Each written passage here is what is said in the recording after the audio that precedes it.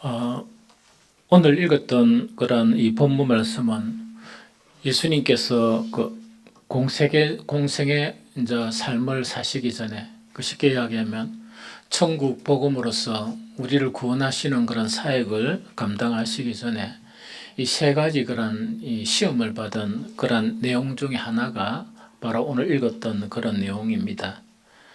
우리가 이제 신앙생활하면서 예수님이 받으신 이런 시험 세 가지가 있죠. 이 세 가지는 예수님을 따르기로 다짐하는 그리스도인들은 일평생 동안 이 세 가지 시험을 따라다닙니다. 그래서 이 시험을 극복하고 이겨야 우리는 예수님을 따라가는 그런 길에 정말 성공적으로 정말 그 길을 따라갈 수가 있다 하는 그 이야기죠. 오늘은 그 세 가지를 다 나누는 게 아니고 그 중에 한 가지예요. 한 가지인데 오늘은 시험에 관한 성격 자체를 나누는 게 아니고 예수님께서 답변하신, 즉 이것은 뭐냐, 우리 신앙생활에서 정말 순간순간 결정하고 선택해야 될 가장 중요한 문제, 한 가지 문제 있죠. 그 문제에 대한 부분을 오늘은 살펴보고자 합니다. 그것이 뭔가 하니까 사람이 떡으로만 살 것이 아니라 하나님의 말씀으로 살 것이다 하는 이 말씀입니다. 다시 이야기하면 이 세상 사람들은 떡만 있으면 되거든요. 그러나 그리스도인이 된 순간부터는 우리는 양식이 두 가지예요. 하나는 떡도 먹어야 되고 하나는 하나님의 말씀도 먹어야 한다 하는 이 두 가지를 이야기하거든요. 그래서 이 두 가지가 정말 이렇게 균형 감각을 잘 이루어야 한다 하는 그 이야기거든요. 그래서 신앙생활에서 유지해야 될 중에 하나가 균형 감각이에요. 이 균형 감각이란 것은 우리에게는 떡도 필요하고 우리에게는 말씀도 필요하거든요. 이 균형을 어떻게 유지하느냐 하는 이것 자체가 대단히 중요한 그런 문제입니다. 그런데 이것이 실패하게 되면 신앙생활에 혼란이 일어나요. 혼돈이 일어나고 또 하나님의 그런 은혜를 누리고 살아야 되는데 그 은혜를 누리고 사는 일 자체가 어렵게 되어질 경우가 상당히 많습니다. 그래서 정말 말씀과 떡의 균형은 어떻게 이렇게 가져야 될 것인가 하는 이 문제를 가지고 어리석은 사람의 그런 시도들이 가끔씩 나타나곤 합니다. 그것 자체가 뭔가니까 우리 성도들은 말씀과 그 다음에 이 떡의 관계에서 딱 이래가지고 객관화를 시켜버리는 거예요. 이거는 이렇게 해야 된다. 이 객관화가 시키는 그런 어리석은 시도가 우리에게 나타나기도 하고 그 다음에 일률적으로 탁 이렇게 정해버리는 그런 어리석은 그런 시도가 또 나타나기도 한다 하는 그 이야기죠. 이 이야기가 어렵지만은 이게 무슨 이야기인가 하니까 예를 들면 떡 먹는 일 있죠. 이 떡 먹는 일도만 딱 보면 이거는 객관화시킬 수 없는 그런 문제고 또 이것 자체가 또 일률적으로 정할 수 없는 그런 문제입니다. 왜냐니까 이 떡을 얻어만큼 먹느냐, 그 다음에 얻어만큼 자주 먹느냐 하는 그런 부분이 있죠. 쉽게 이야기하면 우리는 지금 밥 먹죠요. 밥을 먹는다 그러면 이 음식을 얻어만큼 섭취할 것인가 또 얻어만큼 자주 이 음식을 먹느냐 하는 그런 문제에 있어서 이거는 딱 객관화시킬 수가 없어요. 왜 그런가 하니까 우리 교회도 어린아이들이 있죠. 그 다음에 이 청년들이 있죠. 그 다음에 우리가 이 장년들, 노년들이 있죠. 이 떡이 서면 뭐냐니까 음식을 먹는 양하고 또 어디만큼 자주 먹냐 하는 거는 다 달라요. 그런데 이것이 얼마나 어렵는가 하니까 청년들이라 할지라도 혹은 장년들이라 할지라도 이거는 객관화시킬 수가 없습니다. 그것뿐만 아니고 딱 얻은 것을 정할 수가 없어요. 왜냐니까 그 사람의 건강과 또 그 사람의 그런 상태에 따라서 그거 다 다르거든요. 그런데 하물며 우리가 육신적으로 먹고 사는 떡의 문제도 그렇는데 정말 아주 어렵고 어려운 정말 균형 감각, 정말 말씀과 그 다음에 떡의 그런 균형을 어떻게 유지해야 될 것인가 하는 이 문제를 가지고 객관화시켜 버린다. 안 그러면 뭐 교회마다 기준을 달리 정해버린다 하면 그건 어떻게 되는 거니까. 그렇게 하는 거는 뭐 할 수가 있죠. 할 수가 있는데 그 결과는 어떻게 나타나는가? 점점 우리가 신앙생활에서 이 균형을 이루어야 될 부분을 객관화시켜 버린다. 이렇게 하면은 그게 보기는 좋아요. 산뜻하거든요. 사람들이 이해하기가 쉽거든요. 이 교회 성도가 되려고 하면 이렇게 행동해야 되는가 보다 해가지고 한 몇백 가지를 딱 정하면 엄청 쉽거든요. 쉽기는 쉬운데 나중에 어떤 결과를 가져오는가? 그다음 군대처럼 또 막 일체계가 가능합니다. 따르라 이러면 이래가고 저래가 좀 저래가 막 이 가능하거든요. 그러면 그 교회가 훌륭한 교회냐? 그렇지 않습니다. 그것을 객관화시켜 버리면 어떻게 되는 거니까 성경의 진리의 말씀하고 점점 멀어져 버려요. 그리고 교회는 뭐냐니까 교회의 머리는 예수 그리스도가 됐어야 되는데 교회 오면 예수님이 안 계세요. 왜? 이 객관화시키는 사람들이 너무나 많이 있어가지고 그렇기에 사람들의 그런 교회로 전락할 수도 있는 그런 이 위험성에 빠지게 된다 하는 그 자체를 이야기합니다. 그래서 정말 이것을 사람들은 뭐라고 이야기하는가 하니까 참 이걸 균형 감각을 유지해야 되는데 본질적인 것과 그 다음에 필요한 비본질 이거는 무슨 말인가 하니까 사람들이 살다 보면 이렇게 하죠. 저거는 악하긴 악한데 필요하기다 하는 그런 것을 이야기하죠. 악한 것은 맞는데 그것을 싹 제거해버리면 어떤 문제가 생기는가? 더 큰 문제가 발생한다는 이야기거든요. 그래서 악은 맞기는 맞는데 이건 우리에게 필요한 악이다 해가 참 이거 이율배반적인 그런 단어. 악은 악인데 필요한 악이다. 이렇게 규정하면서 수용하기도 하거든요. 신앙생활하면서 그런 것들을 잘 이렇게 봐야 되는데 그걸 못 보고 이렇게 있으면 참 어려운 그런 일이 되어진다 하는 거 이야기죠. 그래서 본질과 비본질적인 것인데 이거는 필요하다는 거 이야기죠. 그래서 이런 것 자체에서 우리가 균형을 이루어야 된다 하는 거 이야기죠. 이런 일에 선택이 있었어. 우리는 신앙생활하면서 매번 이걸 선택하며 살아야 돼요. 매번 이것을 분별하면서 살아야 되거든요. 그런데 이때 정말 어떻게 하는가 하니까 우리는 올바른 선택이 불가능해요. 왜냐하니까 우리는 육신에 속한 자들이기 때문에 올바른 선택 자체가 상당히 불가능하거든요. 그런데 우리에게는 선생님이 계세요. 그 선생님이 우리 안에 계신 성령님이시다 하는 거 이야기죠. 그래서 우리가 뭔가를 판단하고 결정할 때 가장 쉬운 거는 내 생각대로 빨리 판단해버리면 일이 빨리 추진되는 것 같죠. 그때마다 우리는 어떤 습관이 필요한가? 잠시 이렇게 기다리는 게 중요해요. 어떤 말을 할 때도 우리가 딱 이렇게 하지 말고 잠시 기다리는 게 중요해요. 그러면서 우리 안에 계신 성령의 그런 뜻을 구하는 그 길을 구하는 그런 것이 어떤 건가 하니까 우리가 올바로 선택하면서 살아갈 수가 있고 올바른 선택이 있어야 계속적으로 우리는 어떻게 되는가? 예수 그리스도의 장성한 분량의 사람으로 한 계단 한 계단 바뀌어서 가요.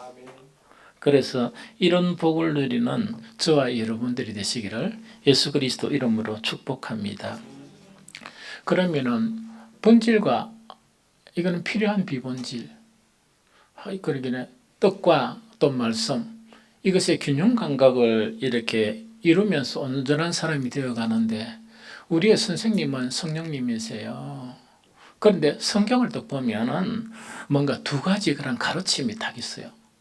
그래서 두 가지의 가르침을 인식을 하고 우리 안에 계신 성령님을 의뢰하고 이렇게 하면은 우리는 뭔가를 선택하더라도 그것이 올바른 선택이 되고 우리의 그런 신앙의 성숙을 이끌어가는 그런 선택이 될 수 있다 하는 그 이야기거든요.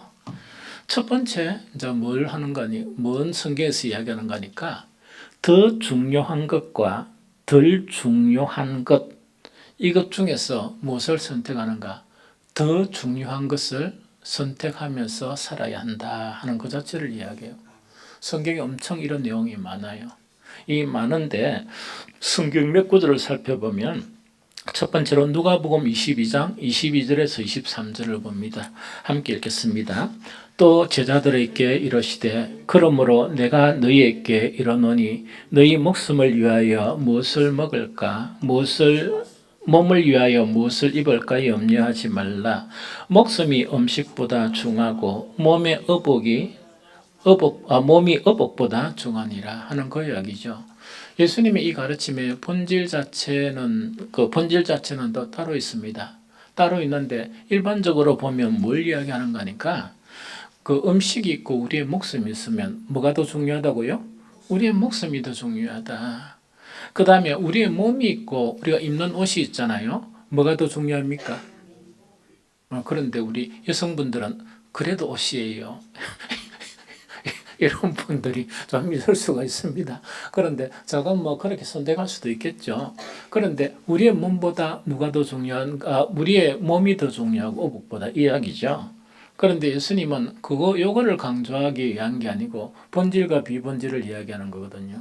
그럼 이제 앞뒤로 보면 또 다른 거란 이 복음서에 보면 이 내용은 어떤 이야기인가니까 그리스도인이 되어서 먹는 것과 또한 입는 것에 걱정하는 것은 타당하지 않다는 그 말씀이에요. 그 말씀이거든요. 왜 그 말씀인가니까 정말 이렇게 들의 그런 백합화를 보라. 까마귀를 한번 봐봐라. 이게 뭔가니까 정말 그들이 이렇게 어복을 우리처럼 쇼핑하고 사고 이래가지고 그런 아름다운 꽃을 피우느냐. 안 그러면은 정말 까마귀가 자기들이 농사 짓느냐. 안 그러면 뭐 취업을 넣고 이렇게 머리를 메고 공부하면서 취업을 하느냐 이야기거든요. 하나님께서 그 민물들이라 할지라도 입히고 하나님께서 그 민물들이라 할지라도 먹을 것을 주신다는 이야기거든요. 그런데 하나님은 우리에게 이미 무엇을 주시는가? 영원한 생명을 주셨거든. 영원한 생명을 주셨고 또 하나는 뭐냐니까 앞으로 예수 그리스도가 재림하실 때 우리가 이 하나님으로부터 받을 그런 선물이 있는데 영원한 몸이거든요. 그것까지 주시는데 무엇을 먹을까, 무엇을 입을까, 그거 걱정하는 거는 그거는 가장 미련한 사람들이고 믿음이 없는 이방인과 같은 그 믿음이다 하는 걸 이야기하거든요. 그래서 혹시 무엇을 먹을까, 무엇을 입을까 그렇게 뭐 염려하고 걱정할 일이 있으면 뭐를 걱정해라? 하나님의 나라와 하나님의 그런 의 자체를 구하고 그 자체를 기도해라는 그 자체를 이야기하거든요. 그래서 예수님께서 누가복음 이 말씀 자체 뭐가 더 중요하냐 하는 문제는 복합적인 그런 문제를 가지고 있는데 사실은 우리의 성도들이 이 말씀 한 가지라도 분별을 해가지고 이 적용을 해서 산다 그러면 우리의 모습이 달라져요. 우리 교회가 달라지거든요. 우리의 삶이 더욱더 행복한 삶으로 이끌려서 간다는 그 이야기거든요. 그래서 이걸 분별을 못하고 살거든요. 그러니까 좀 힘들지. 그래서 잠깐 그런 말씀이고 또 한 가지 더 부분은 뭐냐니까 고린도전서 7장 19절입니다. 같이 읽어봅니다. 시작. 할례 받는 것도 아무것도 아니요 할례 받지 아니하는 것도 아무것도 아니로되 오직 하나님의 계명을 지킬 따름이니라. 또 이 말씀이에요. 그럼 이거는 오늘날의 형태로 이렇게 이제 말씀을 나누면 이야기입니다. 우리한테 세례 받는 건 중요합니까? 안 중요합니까? 엄청 중요하죠. 세례받는 것은 엄청 중요합니다. 그런데 세례받는 것보다 더 중요한 게 한 가지가 있다는 그 이야기예요.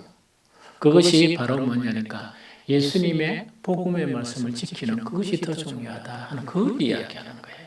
이해됩니까? 그래서 항상 더 중요한 것과 덜 중요한 것 중에서 우리는 무엇을 선택하는가? 더 중요한 것을 선택해 나가는 것이 우리가 성숙하게 되고 우리의 구원이 온전히 나타나는 그런 비결이다 하는 것 자체를 이야기합니다. 마지막 또 한 구절, 천지는 먼지다 있지만 한 구절을 보면 사무엘상 15장 22절 하반절입니다. 시작. 순종이 제사보다 낫고 듣는 것이 순양의 기름보다 나으니라 하는 이야기죠. 이것도 오늘날로 이렇게 이제 해보면 뭐냐? 옛날에는 제사였거든요. 그것이 예배로 바뀌었습니다. 옛날에 제사를 드리면 뭔가니까 짐승을 잡아가야 되거든.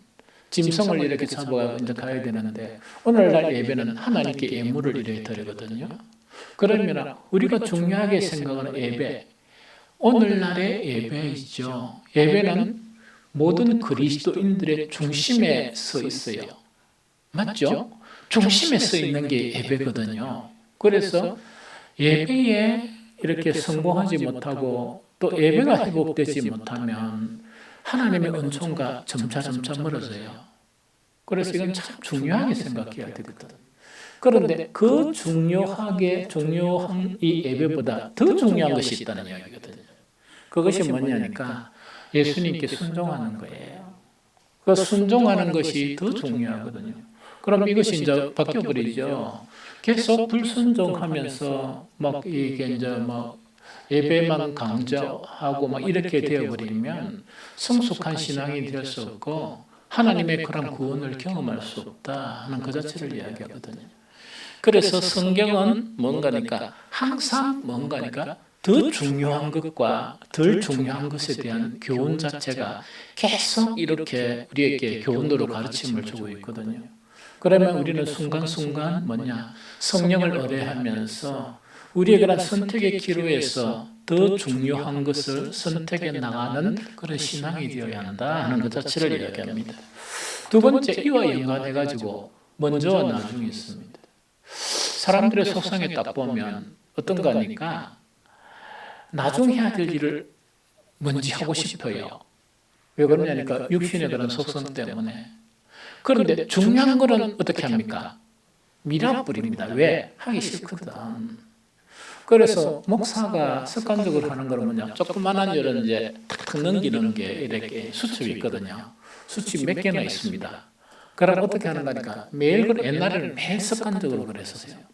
요즘 바쁘다 보면 못할 경우가 있는데 일단 딱 앉으면 잠깐 기도하고 딴 거 안 하고 그걸 딱 펼칩니다. 펼치가 올해가 몇 년이냐? 2025년이다.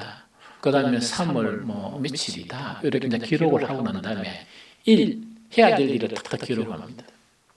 해야 될 일을 기록을 하는데 어떻게 기록하는가 하니까 그 원칙 자체가 어떤 원칙이냐? 가장 중요한 일을 1번에 둬요. 그 다음에 2번, 3번, 4번 두거든요. 욕심이 많을 때는 뭐 적당히 하면 되는데 이 오늘 하루에 6가지를 끝내리라 이래 합니다. 그러면 왜 되는 거니까 1번, 2번 혹은 3번까지는 거의 하루에 늘 합니다. 또 반드시 합니다. 그런데 그 뒤에 있는 것들 있죠.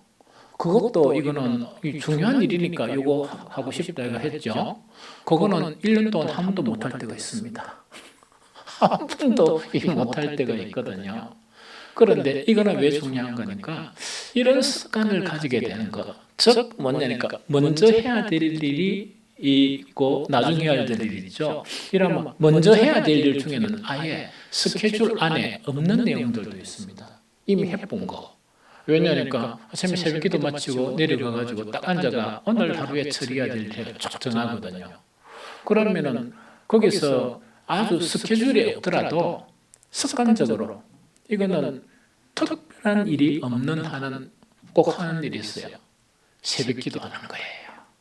새벽기도 준비하고 또 새벽기도 드리는 일. 그런데 사실은 새벽기도 그 시간 탐려하는 시간이 어떤 데는 많으면 한 2시간? 2시간 반이거든요. 그럼 하루의 일상 중에서 많은 시간 자체가 할애되잖아요. 그런데 이 일은 우선순위 1번이다 하니까 우선순위 중에서 먼저 해야 될 일에 속하니까 계획조차 안 하는 거예요. 그 계획조차 안 하고 그 다음에 두 번째 우선순위에 드는 거는 뭐냐니까 그 수요 기도의 말씀 준비, 금요 기도의 말씀 준비, 주일 말씀 준비, 그 다음에 요새는 주일 또 2부 있죠. 2부의 말씀 준비. 이것에 대해서는 제1번에 계속 해당이 돼요. 1번에 해당이 되면서 뭐냐니까 그 목사가 그 설교하거나 하는 스타일은 그 본문만 보고 하는 게 아니고 자료들이 참 많죠. 그러다 보니까 자료를 읽고 막 이렇게 하는 일에 많다 보니까 거기에 우선순위 1번 두는 거예요. 그래서 탁 하고 난 다음에 어떻게 하는가? 빨간 펜이나 딴 펜으로 탁 계획을 싹 지우는데 지울 때 기분이 가장 좋아요. 가장 좋고 내가 모든 것을 다 이루었다 하는 생각이죠. 어떤 때 더 좋은 거는 뭐냐? 말씀을 딱 준비해가지고 내 스스로 만족이 되는 거예요. 그러면은 그 기념으로 어디 가느냐? 탁 내려놓고 온천천 한 바퀴 싹 돕니다. 돌면서 여러 가지를 보면서 묵상도 하고, 왜냐니까 엄청 중요한 일을 이뤘다 하는 그 이야기거든요.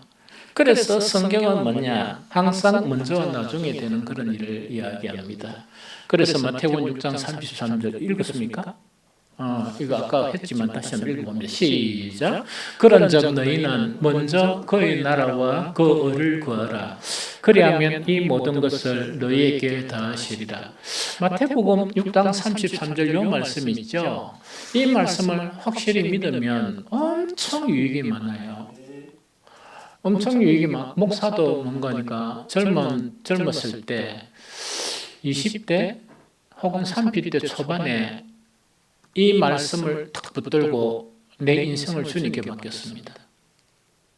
왜냐하니까 제자의 우리 집이 거의 꺼지였는데 아버지 사업 몇 번 실패하고 해가 거의 내가 꺼지의 상태였는데 예수님께서 나를 따르라 하면서 제자로 부르신 거예요. 그래서 그게 뭐냐 물어보니까 가만히 생각해 보니까 그때 20대 후반의 생각에도 뭐냐 꺼지되기 딱 맞는 거네. 그거였습니다. 그때 제가 뭐냐니까 한국중공 그것도 내 실력이 아니고 100% 하나님의 은혜로 공채 3기로 입사를 했어요. 그럼 경쟁을 하고 이게 얼마나 많습니까? 그럴 때 뭐냐니까 이 많은 건데 하니까 일주일에 한 번씩은 전도해야 됩니다. 일주일에 일주일이든 하루에 몇 개 성경 구절을 암송해야 됩니다. 성경 자체는 하루에 10구절 10장인가? 10장 이상 계속 읽어야 됩니다. 이런 거 있죠. 그 다음에 그것만 있는 게 아니고 교제는 계속 참석해야 됩니다. 하다 보니까 시간 자체가 뭐냐니까 휴일도 없고 월, 화, 수, 목 계속 주일 계속 거기 매이는 거예요. 한 번도 쉴 틈이 없는 거예요. 그러면은 실력도 없는 것이 그 들어갔으면 다른 친구들하고 경쟁이가 이겨야 되는데 가들은 기숙사 잡아가지고 밤에 늦게까지 공부를 합니다. 그 다음에 회사에서 모든 교육은 다 공짜로 시켜줘요. 연수원이 큰 게 있어가지고 공짜로 시켜주거든요. 나는 기숙사를 얻어가지고 한 달에 기숙사 잡은 적이 한 2번, 3번밖에 없습니다. 왜? 부산 쫓아다닌다고. 하루에 그런 분량을 다 소화해내야 되고 주님의 제자로 따른다고 이렇게 해야 되니까 그러니까 꺼지 됩니까? 안 꺼지 됩니까? 또 말은 안 하기는. 그래서 내가 주님 앞에 이건 꺼지 되는 일이 제자로 따르는 길이군요. 이래가지고 결론을 내리고 3개월 만에 내가 딱 결심을 했습니다. 결심을 하면서 뭐냐? 주님은 너무나 크신 주님이기 때문에 나는 주님께서 따르라고 명령하셨다고 생각하기 때문에 나는 내가 아무리 똑똑하고 이래도 그 뜻을 거역할 수 없습니다. 그래서 내가 뭐라고 했는 말이고 주님 앞에 다 하늘을 보면서 지금 깡통 하나 차 있는데 깡통 하나 더 있으나 마나 무슨 소용입니까? 해가지고 이 길을 걸어간 게 지금까지 걸어온 거예요. 그래서 넘어지고 자빠지고 때로는 아파하고 슬퍼하고 그런 일들은 많았습니다. 많았지만 한 번도 이 길을 가는 것에 대해서 뒤로 돌아본 적은 없습니다. 그래서 이제 그런 길을 걸어갔다는 그 이야기거든요. 그런데 그때 너무 마음이 힘들어 있을 때 주님 보십시오. 꺼지 상황을 보십시오. 내가 계속 아버지 빚을 갚아야 되는데 정말 2년 가까이 월급을 한 번도 내 손에 쥐어본 적이 없습니다. 아버지 보증선 그 빚을 갚았거든요. 꼬박꼬박 이래 갚아가 월급을 손에 못 쥐은 거야. 주님, 이 꺼지된 나를 보십시오. 이렇게 하면서 정말 그때 마음이 너무 힘들 때 주신 말씀이 마태복음 6장 33절이에요.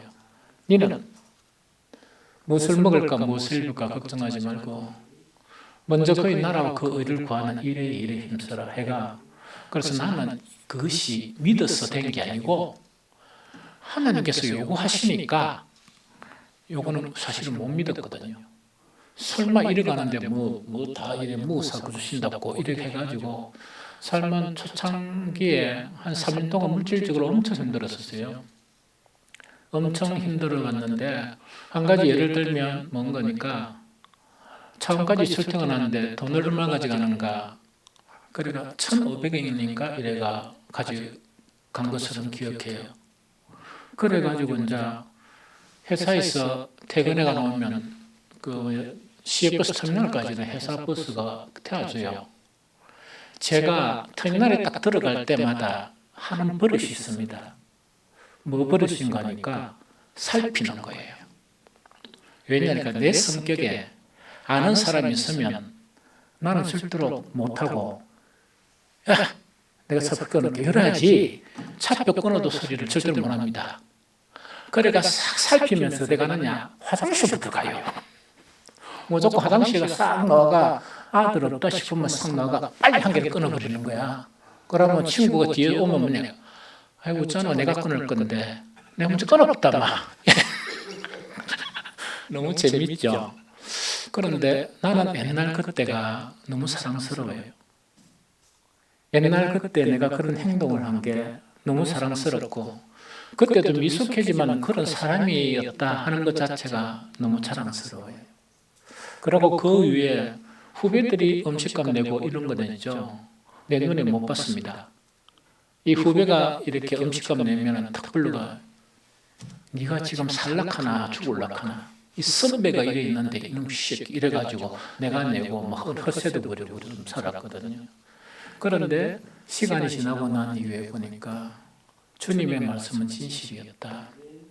나는 깡통 2개를 찬 본 적이 한 번도 없었습니다. 굶은 적도 없었고 그 다음에 나는 내 혼자 돈벌이가 내 혼자 서본 적도 없었습니다. 그거는 뭐냐니까 내가 이 세상 전체가 친구가 될 수 없지만 주변에 있는 사람들의 그런 부분을 나누면서 이렇게 살아왔다 하는 그 이야기죠. 그래도 한 번도 거지가 된 적이 없습니다. 나는 그런 인생이 너무 감사하고 그렇게 살아왔던 인생이 너무나 주님 앞에 자랑스럽습니다. 그런데 여러분들은 그렇게나 살더라도 사실은 그 신앙은 복음을 가르치는 사람의 말만 듣는 게 아니고 그 사람이 살아가는 행적대로 따라가는 거예요.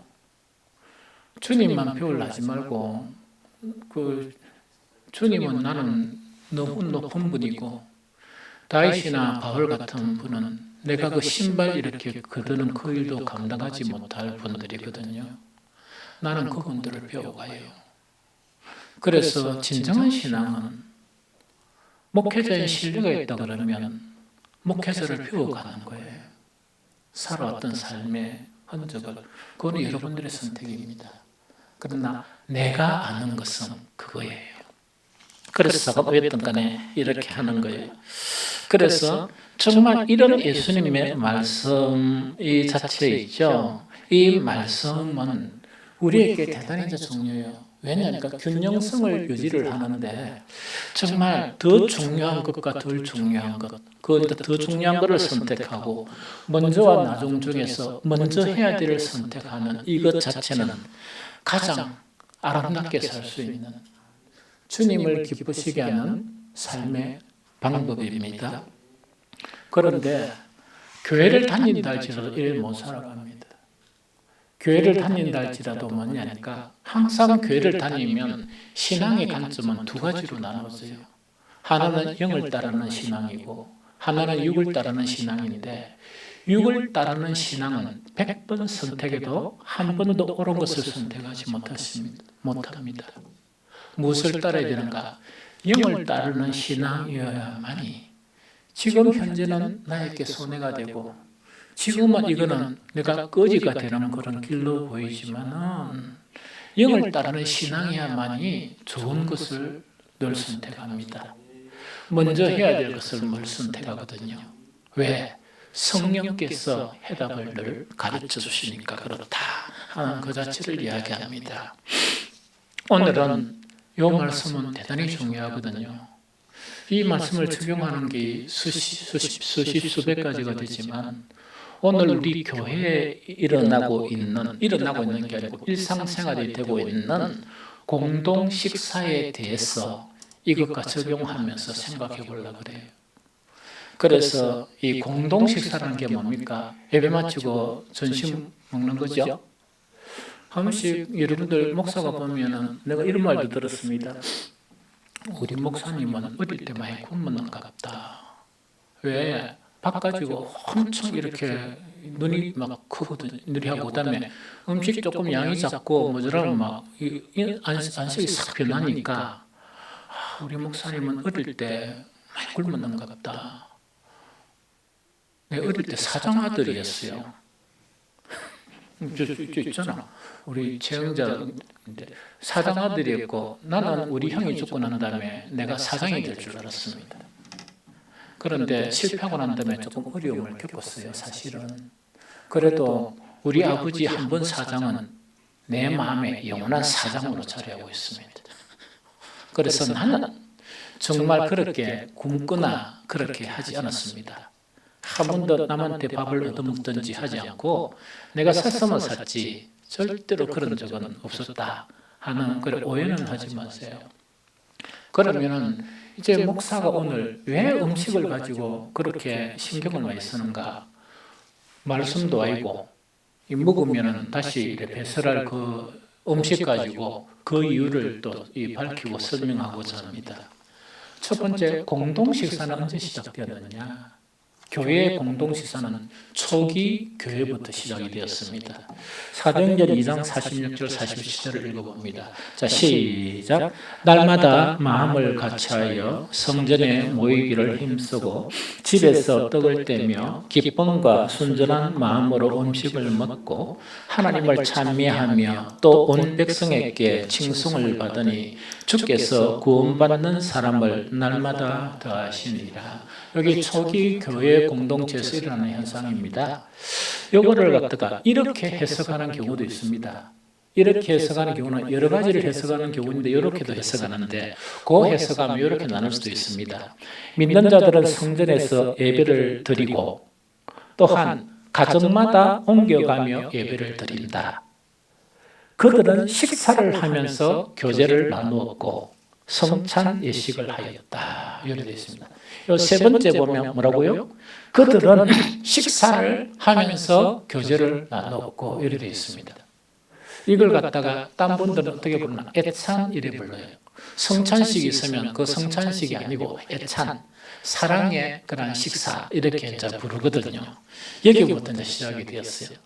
그런데 여기서 그들은 식사를 하면서 그다음 가정마다 옮겨가며 예배를 드렸다. 이거는 왜 이런 번역을 했는가 하니까 이 집에서 하는 원어를 갖다가 보면은 이런 두 가지 의미가 있어요. 한 가지 의미는 한 집에서 또 다른 집으로, 그럼 요거는 요 집에서 했다가 요 집에서 했다 그 이야기죠. 그리고 또한 어떤 집에 어떤 그 집이 있으면 그 공동체가 있으면 그 집 중에 한 집 이렇게 번역할 수도 있습니다. 그런데 이렇게 해석한 것은 뭐냐? 가정마다 돌아가면서 예배를 드렸다. 그래서 초기 교회의 형태는 가정에서 출발했었어요. 가정에서 복음을 전하고 난 이후에. 그런데 그때 있었던 것이 뭐냐? 애찬. 성도들이 함께 음식을 나누는 이 애찬이 있었다. 이것이 시작이에요. 이해가 됩니까? 그런데 이제 두 번째 이제 중요한 거는 뭐냐? 주일날 우리가 공동 식사하는 거는 왜 하는가? 왜 하라고? 또 이것보다 중요한 것은 뭐 있느냐? 왜냐? 중요한 것이 있어야 어떤 때는 선택을 할 때 더 중요한 것을 선택하죠. 왜 하는 것을 알아야 그 뭡니까? 이 의미를 알죠. 그래서 우리가 이 주님 안에서 어떤 일을 하든 밥을 먹든지 뭐 어떤 일을 하든지 간에 성경적인 목적 의식을 가져야 돼요. 성경적인 목적 의식을 가지지 못하면 어떻게 되는가 하니까 그 일의 가치가 떨어지고 의미가 없어집니다. 성경적인 목적 의식, 우리 공동 식사에 대한 성경적인 목적 의식을 가지 않게 되면 그냥 그 일이 뭐냐? 먹고 마시는 일로 전락해 버립니다. 아무 의미가 없어요. 의미가 없이 먹고 마시는 일로 전락해 버린다 하는 거 이야기죠. 그러면 첫 번째, 우리 공동 식사하는 문제 있죠. 왜 하는가? 이걸 알아야 됩니다. 이걸 알아야 되거든요. 이걸 모르면 참으로 이렇게 문제가 된다 하는 그 이야기거든요. 어제는 우리 아가페에서 식사 준비를 했어요. 그래서 아가페 식사 준비를 하고 내가 아가페나 그루터기나 물론 다른 분들도 마찬가지지만 하면은 목사하고 뭐 성도 이런 것이 별로 뭐 있겠죠. 선은 있겠지만 서로 대화하는 데는 참 이 다양한 대화를 나눠요. 그래서 나는 그게 너무 좋아요. 또 그렇게 다양한 대화를 나누고 있다는 내가 목사라 하는 것 자체가 상당히 저는 좋아해요. 그래서 어제도 먹은 거니까 아가페 식사는 중에서 차를 마시면서 잠깐 이 대화를 나눴습니다. 그 중에 이제 한 가지가 목사를 엄청 기쁘게 했어요. 엄청 기쁘게 하면서 사실은 목회하면서 그 좋은 일만 있는 게 아니고 여러분들이 제가 이 목사지만 하나님을 굳게 붙들어가지고 늘 힘이 막 이렇게 강하게 나타나는 게 아니고 때로는 뭡니까? 처지가 질 때가 많아요. 그리고 어쨌든 간에 대화를 탁 나눴는데 목사에게 힘을 주는 거예요. 그다음에 목사의 마음을 기쁘게 하는 거예요.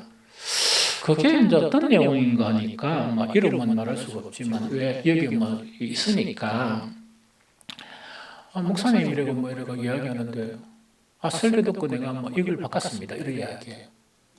그런데 쳐져 있던 마음에 막 이 기쁨이 막 이래 크게 나타나는 거예요. 너무 마음이 기쁜 거야. 그래서 처음에는 내 이야기인가 딴 이야기인가 몰라가 뭐 유튜브 듣고 하잖아요. 그래서 괜찮은 목사도 있는가 봐 이런 이제 생각하면서 들어보니까 가만히 보니까 내 설교였어. 이게 이러면 안 되는데 근데 그게 뭔가니까 어려운 내용이거든요. 적용하기가 상당히 어려운 내용이에요. 그래서 주관적인 믿음과 객관적인 믿음에 대한 그런 설교를 한 적이 있었어요. 그런데 요새 목사도 이런 설교를 하는 목사가 있구나 했는데 그게 이제 내 설교였어. 그러다 보니까 믿음의 객관화를 이렇게 객관화로 방향 전환하는데 도움이 되었습니다. 하는 그 이야기라. 그래서 얼마나 그 말이 이제 기쁘고 그 다음에 놀라움이라는 거는 뭐냐?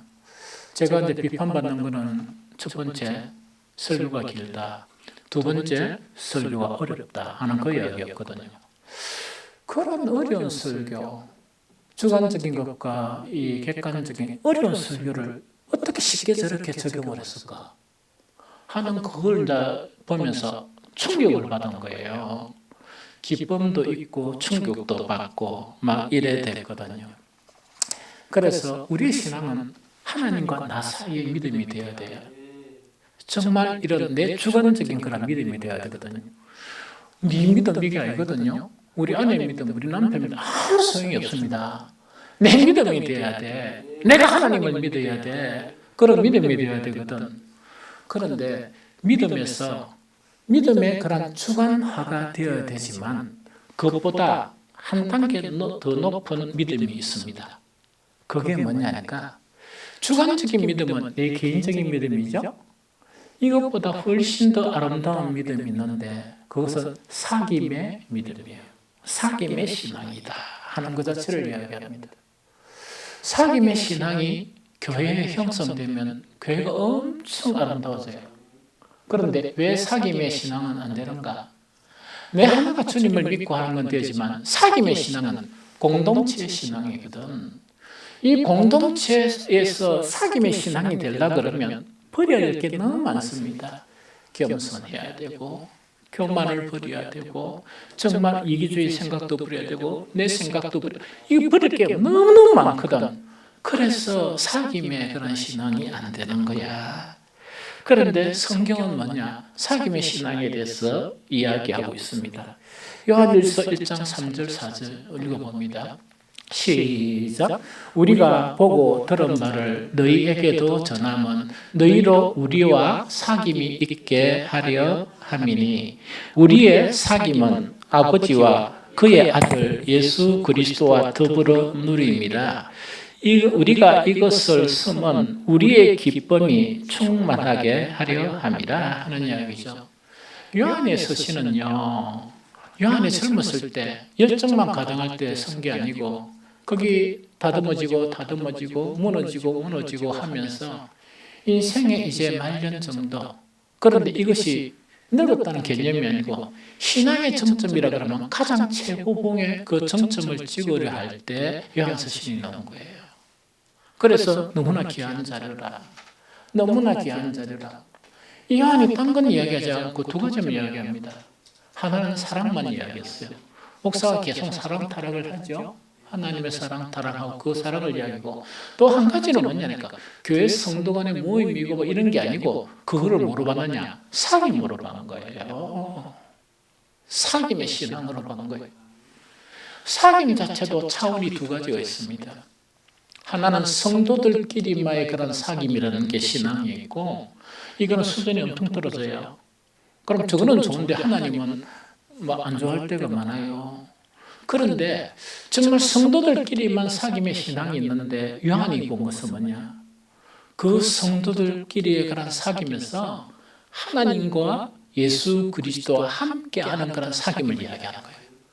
놀랍죠? 그러면은 여러분들 상상만 해도 안 즐겁습니까? 우리가 이렇게 바뀐다 그러면 얼마나 즐겁겠습니까? 그것이 천국이라. 이 땅에 있는 복음을 통해서 형성되는 천국이 뭐냐? 사귐의 신앙까지 이렇게 나타나는 것 그 자체를 이야기합니다. 이것 좀 이해가 됩니까? 그래서 목사가 꿈꾸는 거, 때로는 이런 소리 듣고 저런 소리 듣고 뭐냐니까 음식을 뭐 너무 잘 하니 너무 잘 먹니 뭐시 온갖 이야기를 들으면서도 꿋꿋하게 뭡니까? 이렇게 지키고 꿋꿋하게 이렇게 견디고 있는 것은 뭐냐? 하나님의 놀라운 은혜로 내가 정말 주님이 부르시기 전에 온전한 사귐의 그런 공동체가 아니더라도 그 사귐의 공동체에 대한, 그래서 이런 그 사귐의 공동체에 대한 그 기초라도 볼 수 있으면 얼마나 마음이 기쁠까. 정말 이래 가지고 숱하게 20대 후반부터 이 주님의 부름을 받고 달려온 그런 길에 정말 그것을 보고 내가 이 주님께로 간다 그러면 얼마나 마음이 편할 수 있을까 하는 그런 생각을 가지거든요. 우리가 공동식사를 가지는 목적은 지금은 그 수준이 아니랄지라도 목사가 단번에 식사하는 거 하지 맙시다, 이렇게 못하는 것이 뭐냐, 이 목적 자체가 궁극적으로 성경에서 제시하고 있는 가장 아름다운 공동체의 모습 자체가 이 목적이다는 그 자체를 이야기하는, 이해가 되죠? 고린도 교회는 이걸 하다가 실패했어. 이거 하다가 실패했거든. 실패해가지고 이 바울이 좀 화가 나가지고 고린도 교회를 책망한 게 있습니다. 그게 뭔가니까 식사하는 모습을 딱 보고, 너희가 먹고 마실 집이 없나? 너 집에서 밥 먹나? 자, 우리도 그럴 수 있죠. 목사님 생각 좀 바꾸세요. 왜? 우리 집에서 잘 먹어요. 우리가 2년 동안 코로나 때 밥 한 번도 같이 안 먹었어요. 이제 그런 이야기란 말이야. 그러니까 우리가 먹고 마실 집이 없는 것도 아니죠. 그런데 함께 공동 식사하는 것은 뭐냐? 성도 간의 교제를 배워가라. 하나님과 예수 그리스도가 함께 하는 그 아름다운 성도 간의 교제를 배워가라 하는 그 이야기거든요. 그것을 배워가면 교회의 모습은 배운 만큼, 또 그것 자체가 형성된 만큼 정말 천국 같은 그런 교회로 변화가 된다 하는 그 자체를 이야기합니다. 이제 알겠죠? 그래서 이것 자체가 목사가 꿈꾸는 그런 교회입니다.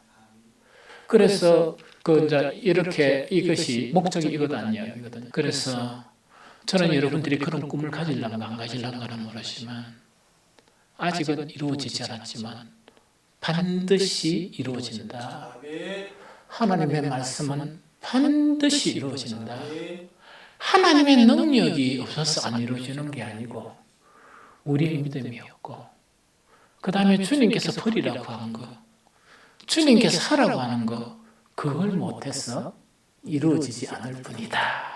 이래 생각하면서 저와 함께 정말 공동식사를 꿈을 가지고 계속 하면 목사가 덜 힘들 것 같다 하는 그런 생각이 듭니다. 목적이 이겁니다.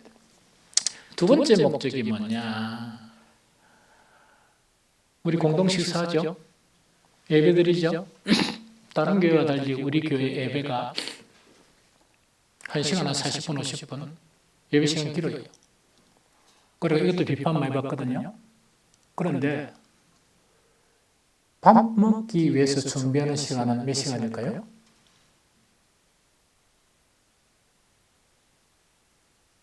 시장 봐야 되죠?